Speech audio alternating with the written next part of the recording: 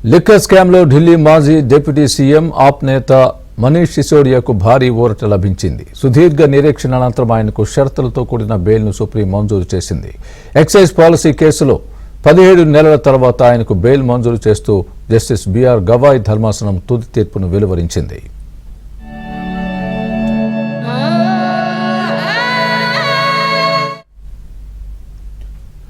ప్రతి సోమవారం దర్యాప్తు సంస్థ ముందు హాజరు కావాలని సిసోడియాను సుప్రీం ఆదేశించింది. సిబిఐ, ఈడీ కేసుల్ని విడివిడిగా సుప్రీం విచారించింది. విచారణ పూర్తయిన అనంతరం కొద్ది రోజుల క్రితం తీర్పును రిజర్వ్ చేసి నేడు వెలువరించింది. ఈ క్రమంలోనే 17 నెలల తర్వాత మనీష్ సిసోడియా బయటకు రానున్నారు.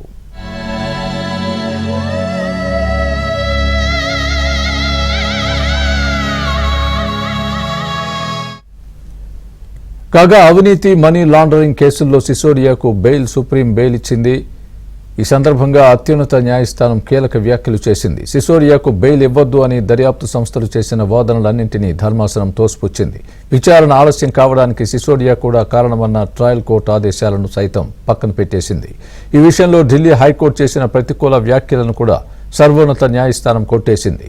బెయిల్ అనేది నియమమని, జైలు మినహాయింపని ట్రయల్ కోర్టులు, హైకోర్టులు గ్రహించాల్సిన సమయం ఆసన్నమైందని సుప్రీంకోర్టు వ్యాఖ్యానించింది.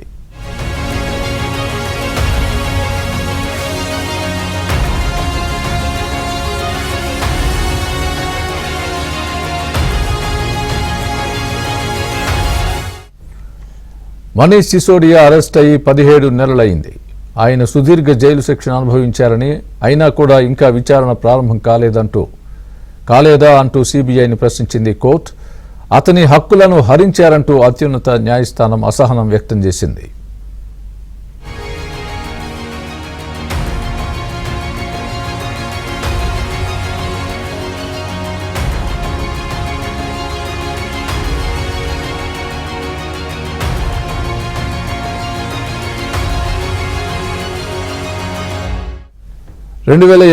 ఫిబ్రవరి 26న సిబిఐ మనీష్ సిసోడియాను కస్టడీలోకి తీసుకుంది. మార్చి 9 రాత్రి సిబిఐ అధికారులు సిసోడియాను అరెస్ట్ చేయించారు. అప్పటి నుంచి తిహార్ జైల్లోనే ఉన్నారు ఆయన. 17 నెలల తర్వాత సుప్రీంకోర్టు బెయిల్తో తిహార్ జైలు నుంచి బయటకు రానున్నారు. కొద్ది రోజుల క్రితం ఢిల్లీ ముఖ్యమంత్రి అరవింద్ కేజ్రీవాల్ బయటకు రాగా ఇప్పుడు మనీష్ సిసోడియా సైతం బెయిల్ మంజూరు కావడంతో ఆప్ నేతలు ఆనందం వ్యక్తం చేస్తున్నారు. ఆయనకు బయటకు రాబోతున్నారు. ఎప్పటికైనా న్యాయమే గెలిచి తీరుతుందని అన్నారు. ఈ క్రమంలోనే ఆప్ మినిస్టర్ అతిషి సిసోడియాను అన్యాయంగా జైల్లో పెట్టారంటూ భావోద్వేగానికి లోనయ్యారు. కన్నీటి పర్యంతమయ్యారు. ये सत्य की जीत हुई है और मैंने जैसा पहले से कहा कि इस मामले में कोई भी तथ्य, कोई भी सत्यता नहीं थी। जबरदस्ती हमारे नेताओं को पकड़ पकड़ के जेल में रखा गया।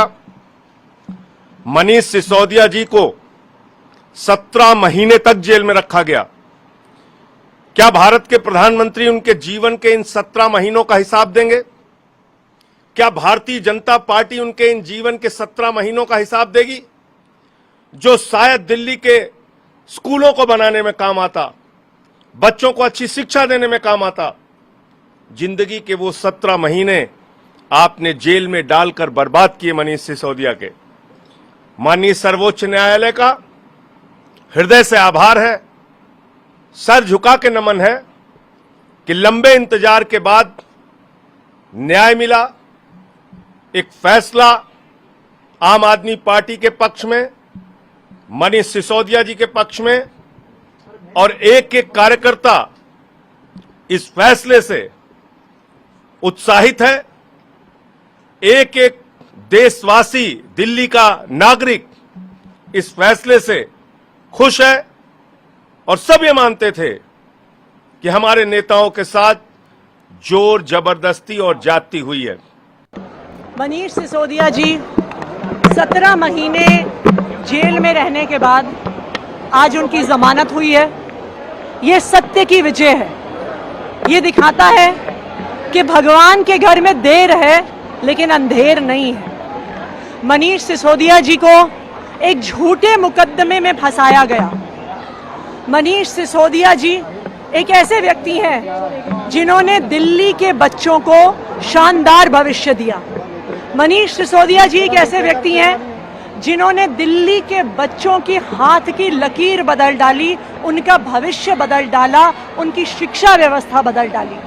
और आज हमें जो खुशी है मनीष जी को बेल मिलने पर, अब हम इंतज़ार कर रहे हैं कि इसी तरह से जल्द ही ये समय आएगा कि दिल्ली के लोकप्रिय मुख्यमंत्री अरविंद केजरीवाल जी भी बाहर आएंगे।